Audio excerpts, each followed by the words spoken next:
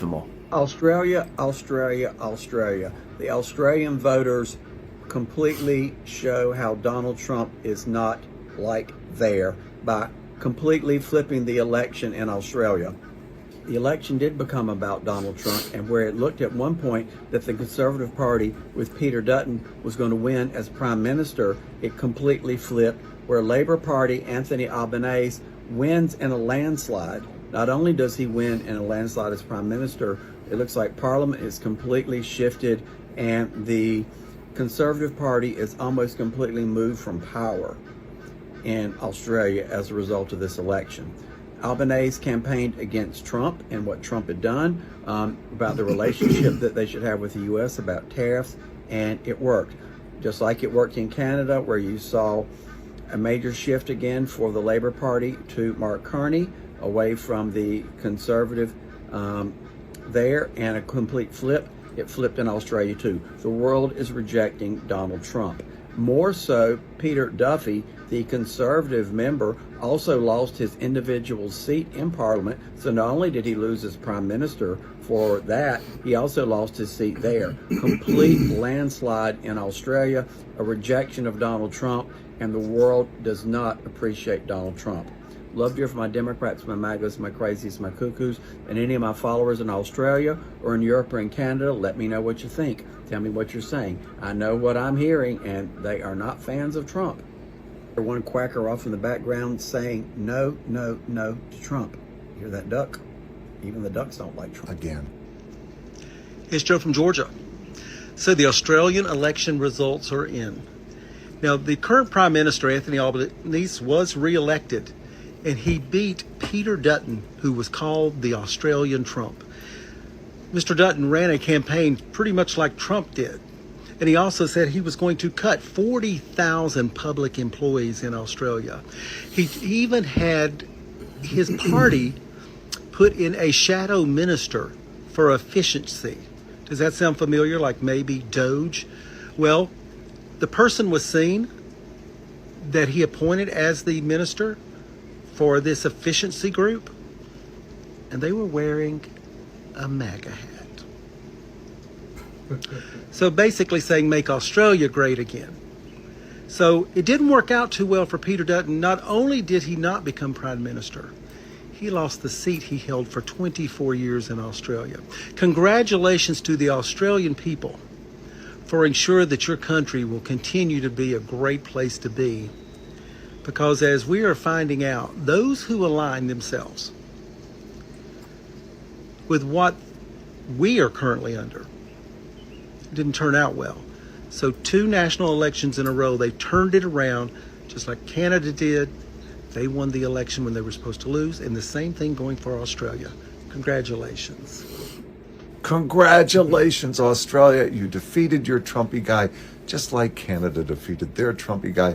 So much so that your Trumpy guy, just like the Canadian Trumpy guy, lost his seat in Parliament. Good on you. People used to say America was the beacon for democracy around the world. We still are, as a negative example. And I will die on this hill when I say Donald Trump is the greatest pro-democracy president America has ever had for other countries, not for us. There was a right-wing, hard right-wing wave taking over the world, but then people in other countries looked at Trump and said, oh, no, no, no, no, we don't want that. We want someone normal. The American electorate, in an act of temporary madness, has shown the world what not to do. Don't be like us. Don't elect a not right in the head, law-shredding dictator wannabe. Canada and Australia were smart. They heeded our negative example. That said, there may be one exception to this reverse hard right wave, the UK. We'll see about the UK. I believe that America elected Donald Trump in an act of temporary insanity, and I think the madness is over. Look at Donald Trump's plummeting poll numbers. And when Donald Trump is gone, eventually he'll go. And after we've surveyed all the damage he's done, we need to teach about this temporary madness in schools so it doesn't happen. Yeah, so the governor of Maine, who told Donald Trump that she'd see him in court, just saw him in court and won. Because this is literally what happens when you have competent elected officials versus talentless grifters. It's literally hydrogen bomb versus coughing baby. Long story short, this woman, Janet Mills, who is the governor of Maine, was threatened openly by Donald Trump at a constitutional meeting of state governors. This was over trans people in sports, which is, you know, a massive thing that affects about 5 people. Basically threatened her saying, we are federal law and you better do what we say because otherwise you'll lose federal funds. She said, we'll see you in court, and he said, yep, good, I'll look forward to that, it'll be a really easy one. We'll fast forward to now, and the court has decided that the USDA needs to release that federal funding. We'll win this one, it'll be really easy, and they've caved. Have to unfreeze the federal funding that they were threatening to withhold because they do not have a leg to stand on in court. This is just another example of the Trump administration backing down again. I don't know how many times I have to say it, but it is literally playground bully mentality. Stand up to them and they will fold because they have no idea what they're doing. Funniest part of the whole thing is the way that she was just sat there so calmly while Trump threatened her, because she knew that she was going to win from the moment he said that. By the end of this term, if Donald Trump even makes it that far, I mean, look at the state of him, he will probably be holding some kind of new record for the administration that has lost the most lawsuits, because it's only going to go that way. It's okay though, the Trump administration is only weak, ineffectual and incompetent on days that end with a Y. Follow. Congratulations, Australia. Really good to see another Commonwealth country after Canada win an election on standing up to Trump.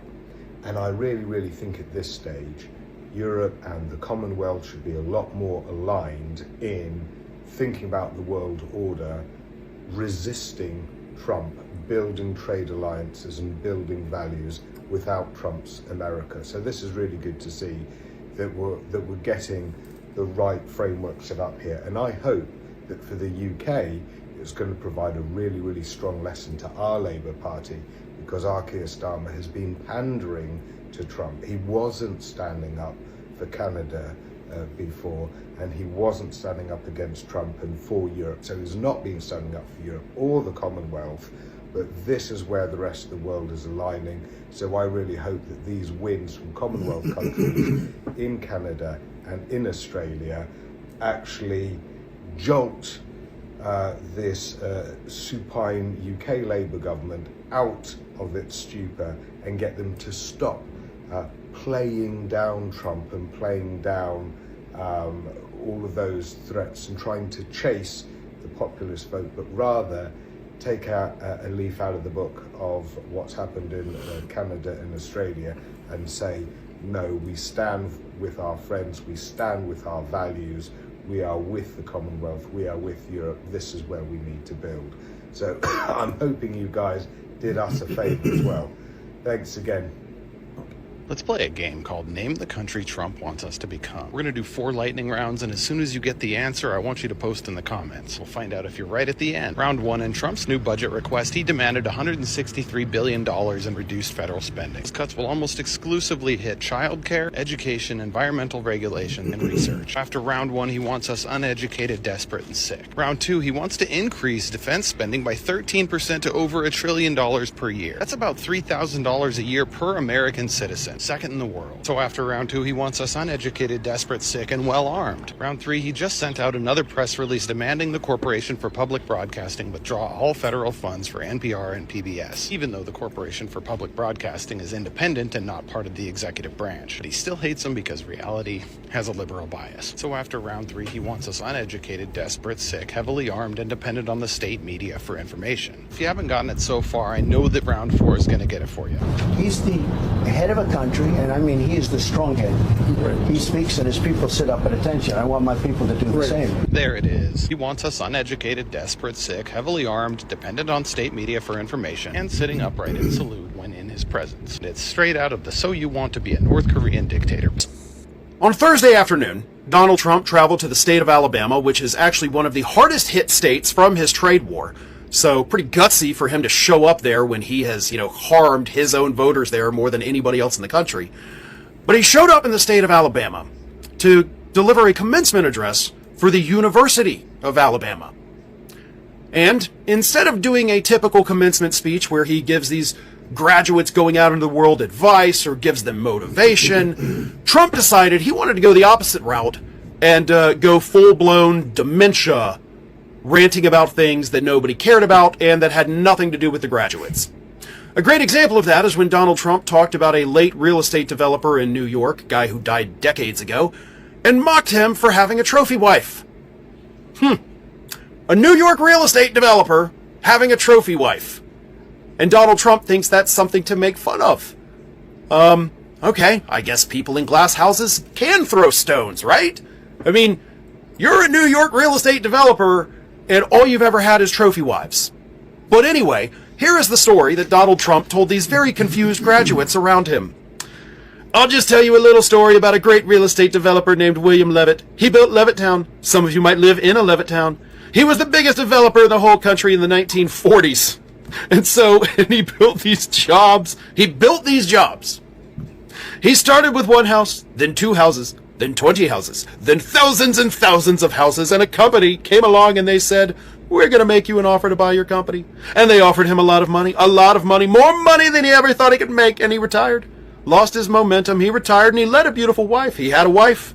I must tell you, it was a second wife. It was a trophy wife, what can I say? I don't like telling you everything, but we're all friends, right? Can we talk? We're all friends. He had a trophy wife, and he lived a different life. He moved to the south of France, but it was a life of tremendous luxury. Now, if I were to ask you, that just heard me read, word for word, this quote from Donald Trump, could you even really tell me what it's about? Can you? No!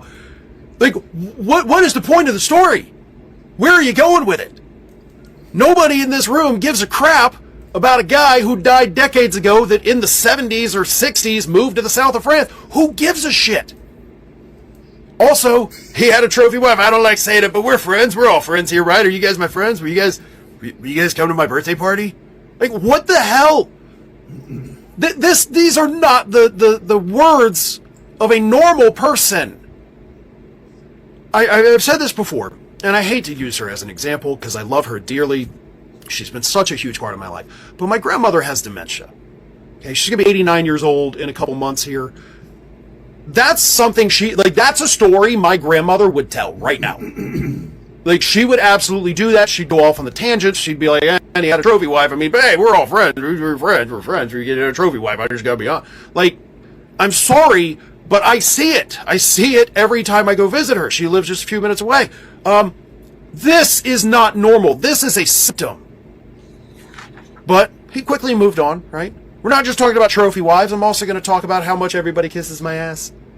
Because then Donald Trump went on a tear about how all of the, quote, internet people are now kissing his ass. And that is the phrase he used. Here's what he said here. You have to break the system a little bit and follow your own instincts, but if your vision is right, nothing will hold you down. Nothing. You have to have the right vision. Okay, if you had stopped right there, that part actually could have been viewed as a motivational thing for these graduates going out into the working world now. You gotta break the system sometimes. Break the mold, I think is a better way to say it. Don't be like everyone else. Be yourself. Go out there. Give it your best. That's a good message. But then he says, if you look at some of these internet people, I know so many of them. Elon is so terrific. But I know all of them. They all hated me in my first term. And now they're kissing my ass. It's true, all of them. It's true. It's amazing. It's nicer this way. Now, in the first term, they didn't know what happened because I won an election that, there was never a businessman that won a presidential election. Out of 100%, 8% were general and 92% were politicians. Not even admirals, just generals. Again, immediately into the dementia. Nobody knows the original point you were trying to make because now you're off on some tangent about they weren't even admirals, just generals. What were you originally trying to say? The internet people are kissing your ass, but why was that even important? You didn't break the system. They bribed you with millions of dollars, and now you've given them the keys to the system. That's what happened. You didn't break anything. They broke it after they got into it. But this is insane. I'm not a fan of the University of Alabama because I am in fact an Auburn fan, but you got to feel bad for those students. You got to feel bad for those graduates. You just went through one of the most grueling things in your life, and yeah, the University of Alabama is a very good school curriculum-wise. And now you have to sit through a commencement. You went through all those years of hard work to listen to a man with dementia prattle on about things that don't even make sense. As much as I dislike Alabama, man, even they didn't deserve that. Playbook. I reckon Albanese should call up Trump and thank him for helping him win the election. Jokes, but it's funny that when you run a campaign full of liars, racists, and twits, people don't really resonate with that. So for anyone not paying attention, here in Australia we just had an election where the Liberal Party, which is the Conservative Party, just suffered the biggest loss in their history to the incumbent Labour Prime Minister Anthony Albanese. And a lot of people are talking about how the Donald Trump effect, just like it did in Canada, impacted the election here, and there are a lot of reasons why. The Liberals lost and Labour won, but the Trump effect did actually play a very big role because it was so ingrained in the Liberals' campaign. So I want to talk a little bit about what that looks like. Now, to start off, and this is especially for people who don't follow Australian politics, Peter Dutton considers himself sort of this mini Trump. He's actually kind of a Temu Trump. But, he talks about the same sort of things as a Maga candidate would talk about the indoctrination of schools and woke ideology, and he really pushed this nuclear plan versus renewable energy and climate denialism, and it was very much reminiscent, especially as an American living here, of the way Donald Trump and the MAGA Republicans ran their campaigns in the U.S. You even had sitting senators like Jacinta Price wearing MAGA hats and talking about Make Australia Great Again in Parliament. So, it was very much part and parcel of their campaign. Now, I recently moved from the People's Republic of Northcote, which is a very green, almost socialist sort of district, to Kooyong, which is one of the most conservative, liberal strongholds in the entire country, where we saw Monique Ryan, an incumbent independent, or Teals as they call them here, candidate running against Amelia Hamer. Now, Amelia Hamer positioned herself as some sort of a renter, a person of the people, right? Even though it was found out very easily that she may be renting here, but she actually owns properties in London, and she's a Nepo baby. So Hamer Hall, for anybody who lives in Melbourne, that's named after her great uncle who used to be the premier here in Victoria. So she's certainly not of the people. Well, Amelia lost her seat, even though she campaigned really hard and had her posters everywhere. I mean, just look at this from yesterday's polling station where I went by. So she lost her seat. There was another candidate, Zahid Safi from Bruce, which is another area near here. He positioned himself as this candidate that was a small business magnate, very successful, blah, blah, blah, blah, blah. And it was found out very soon afterwards by investigative journalists that he was nothing of the sort. He was lying through his teeth. So all of the businesses that he apparently ran, successful small businesses, what he was doing is he was going and registering business licenses to random residential addresses all over his district.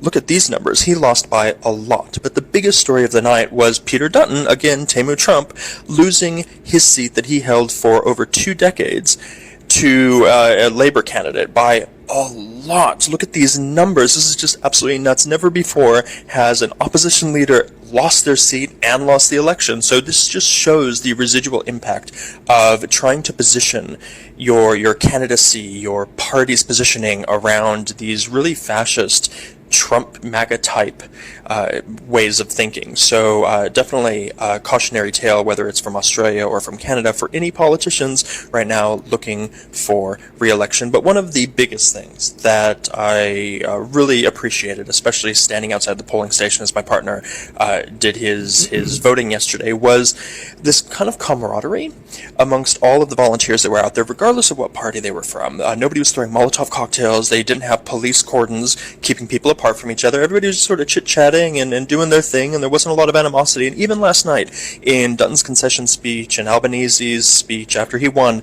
a lot of really conciliatory sort of positioning from these people, which is refreshing, to say the least, certainly seeing as how American politics is very much an us versus them type of environment. So Australia, congratulations on not electing Temu Trump, and all the best for the Labour Party over the next 3 years.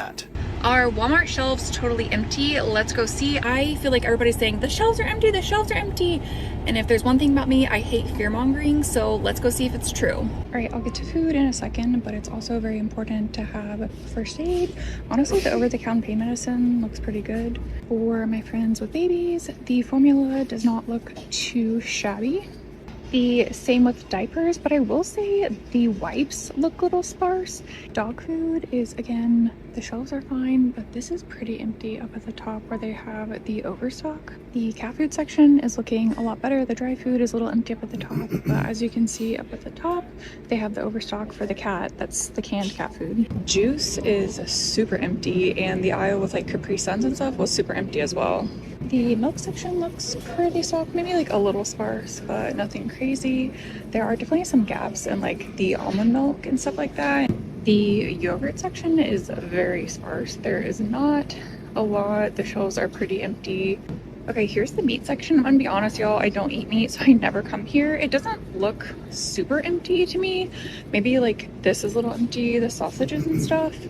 And maybe a little bit for the hot dogs, but it's definitely like nothing super crazy. And then let me walk down to the lunch meat. That also, oh no, that is a little bit empty. Not terribly, but definitely some gaps. This looks relatively empty again. This is like chicken breasts and stuff like that. I think the pork looks okay, at least to me. It doesn't look super empty. And then down here to like steaks and beef, definitely a few gaps. The soups and all the ramen is looking pretty good. The tuna and chicken is looking pretty decent. Canned tomatoes and pasta sauce are looking pretty full with a little bit of overstock left on the top. Canned vegetables are not looking too shabby. I don't see any huge gaps anywhere. Dried beans are definitely pretty empty. Rice, kind of the same thing, not looking super great.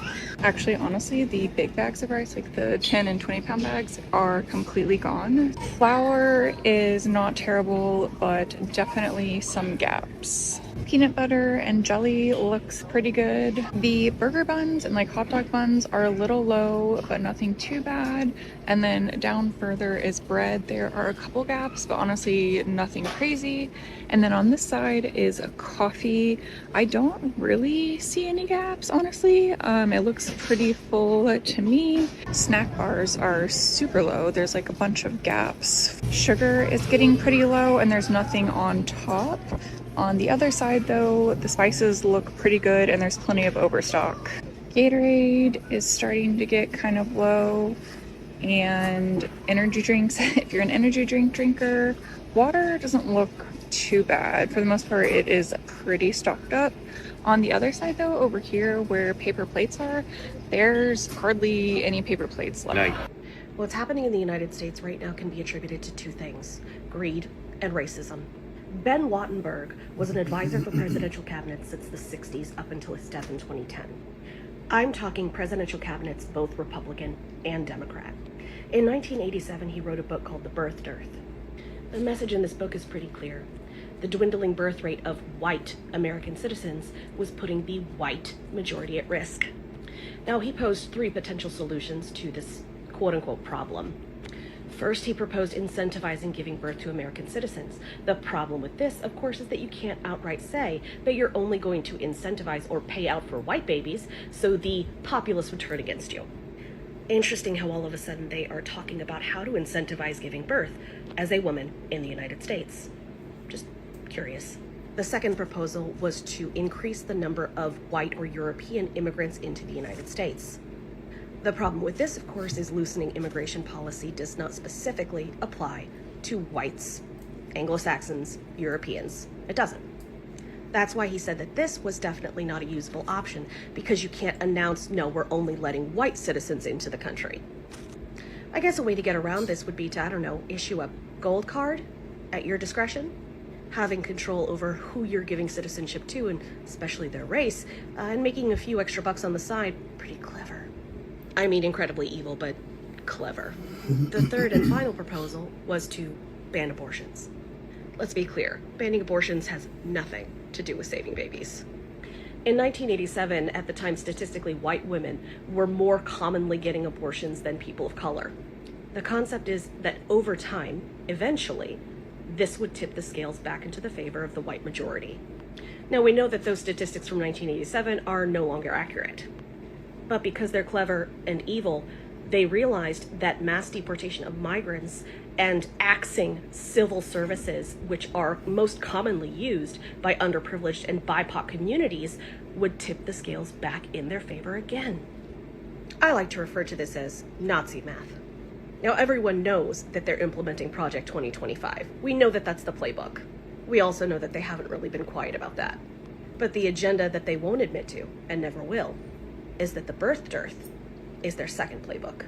This is the one behind Project 2025. This has nothing to do with faith, has nothing to do with morals, has nothing to do with babies. It has everything to do with maintaining control as a white majority. I encourage you to play a little game. Keep track of the executive orders that are being released and ask yourself, which one of these two agendas does this follow? To make the rich richer or to keep the white majority in power? I guarantee you, it'll connect to one of them. Good evening. Welcome to your nightly news roundup for May 3rd. It's a Saturday. Donald Trump, Lindsey Graham, and the White House all posted an image of Donald Trump that was AI generated, dressed as the Pope, with Lindsey Graham once again doubling down on him being elected by the conclave of cardinals, the papal conclave, to become the next pope.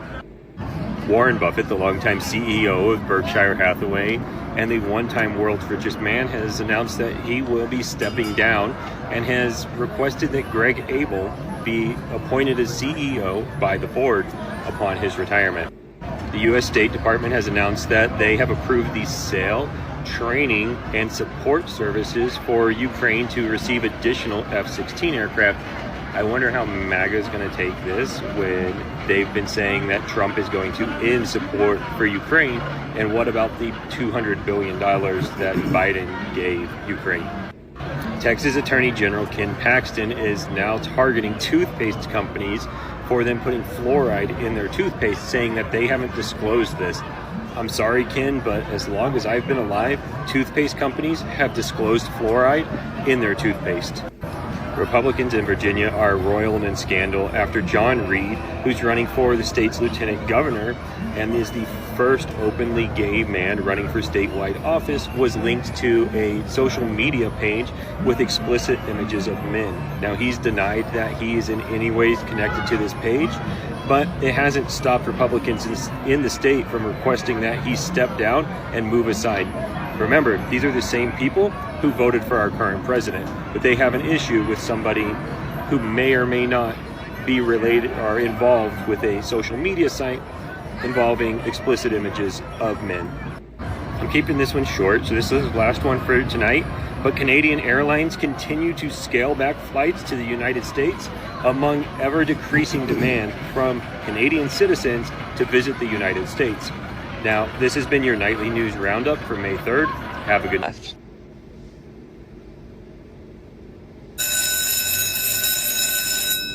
Take your seats, kids. School's about to start. I want to know the funniest part about this whole we need proof shit from the Democrats. Where was you proof goblins when Sleepy Joe was fucking this country up? Oh, I see. You only need proof when you don't like the person in charge. You know, being goofy is a choice. The irony of calling other people goofy while wearing that hat and supporting a man who would deport you in a second is just extraordinary. All it would take is one anonymous phone call. Hey, this guy's illegal. Hey, he's a gangster. Look at him. That's a gangster. Plus the way he talks out the side of his mouth. You know what I'm saying? The way he talks out the side of his mouth. That's a gangster right there. And you'll be in El Salvador in no time. But I'm sure you'll be safe. So let's just go over your bullshit. You asked where are the proof goblins when Joe Biden was fucking up this country. Where's your proof that Joe Biden is fucking up the country? By what measures? Tell us how he fucked up the country. You just can't say he fucked up the country. That's some third grade shit right there. I want to know how. Tell me what he did. Can you do that? And you said you only need proof when you don't like the person in charge. No. Rational people don't like the person in charge because they look for proof. I mean, I find it fascinating that you talk so much shit, but you don't know a fucking thing about government. You don't know how it works. You don't know about policies. You don't know anything. But hey, I'm Maga. I'm wearing the hat. I know everything. I mean, you said so much stupid shit in that video. I am shocked that you made it this far in life without walking into a train or drinking something from under the sink. I'm shocked you made it this far. Here's another example of low information. Like, think about this. Rich Democrats got mad about the stocks taking a dive. Here comes the goofy part. Most of y'all don't even have stocks. Shit, I don't have stocks. I don't give a fuck about these big ass corporations losing money. Imagine thinking it's only big corporations who own stocks. Imagine that, people. Just because you ain't got shit doesn't mean other people ain't got shit. And you said only rich Democrats got mad when the stock market crashed? No. People with money in the stock market got mad. All across the board. I mean, have you ever heard of a 401k? You know, a retirement plan? Because people with jobs have those. Have you never had a real job before? Do you get paid under the table or something? Interesting. You see, that's the thing with you Trumpers. You always have your foot on the gas pedal. You're always playing offense. When your boy fucks up, you're supposed to play defense, not offense. You don't get to be smug and talking shit when your boy fucks up the economy. What other nonsense you got, Uncle Tomas? You were told proving that you a legal born citizen to vote was a bad thing. Should just be a driver's license. Yeah, that would make sense if it wasn't for all these states giving out driver's licenses to illegal immigrants, right? Your party ruined that by opening the floodgates and letting all these illegal immigrants come in. You have to be a legal citizen to vote in this country, period. Period. Nobody has a problem with that. And you can't vote just because you have a driver's license. You have to register to vote. You cannot register unless you're a legal citizen. This isn't fucking hard. Besides, undocumented people having driver's licenses is a good thing. It allows them to be insured. It makes premiums go down. It's accountability. This is safer. This is better for everyone. But you don't read shit. That's why you don't know shit. And finally, you said Democrats opened up the floodgates to let in all these illegal immigrants. Really? What the fuck does open up the floodgates mean? Are you a child? Why don't you tell me exactly what they did? Look at me and tell me what policies, what did Biden pass? What did Democrats do to open up the floodgates? Tell me what they did. If you can find something, I'll call them out. But you ain't got shit. All you do is repeat dumb shit from dumb people because you're easily manipulated. Border crossing spiked in 2019 when your boy was in office. Look at that spike right there. That's during Trump. That's because of Trump's Remain in Mexico policy. It happened because of him. He was the cause of the border problem. Dude, look at me. You don't know what the fuck you're talking about. And if you have proof, I suggest you show it. I'm not hard to find.